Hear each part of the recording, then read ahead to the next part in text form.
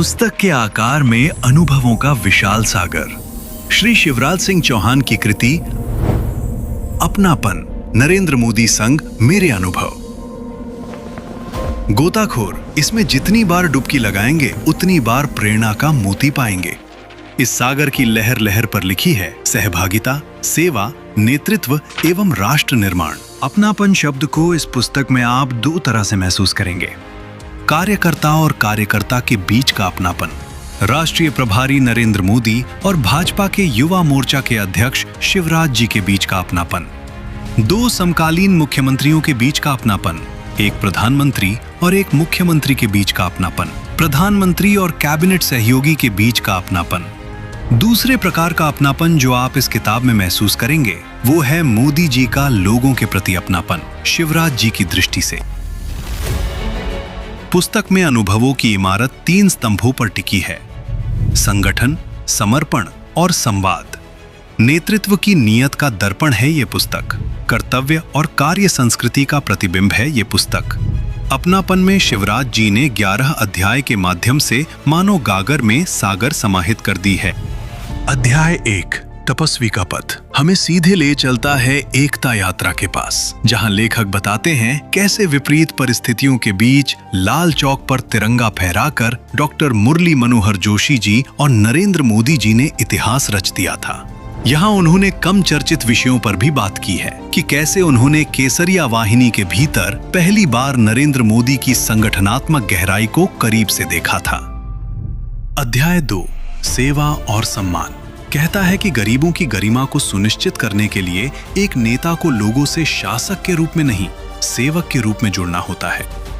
तीसरा अध्याय बूथ से भारत तक ले जाता है कि बूथ स्तर से नेशनल लेवल तक कैसे समर्पित कार्यकर्ताओं ने संगठन को राष्ट्र निर्माण के सशक्त माध्यम में बदल दिया।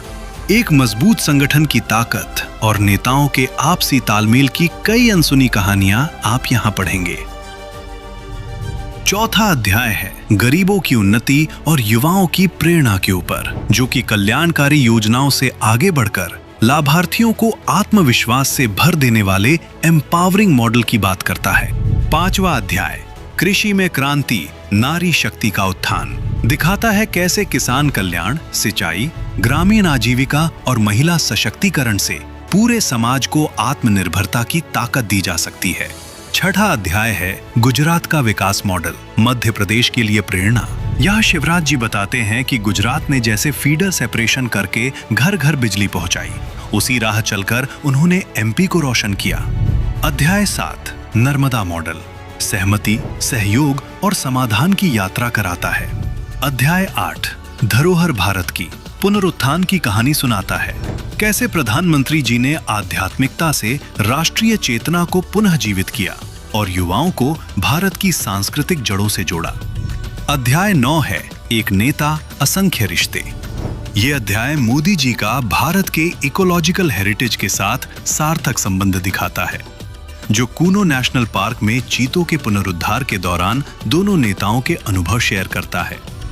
अध्याय 10 का नाम है विश्व बंधु भारत, नीति, निश्चय और नेतृत्व। ये अध्याय पीएम मोदी के नेतृत्व में वैश्विक मंच पर भारत की बदलती और मजबूत होती भूमिका को उजागर करता है। आखिरी और 11वां अध्याय जन भागीदारी से विकसित होता भारत।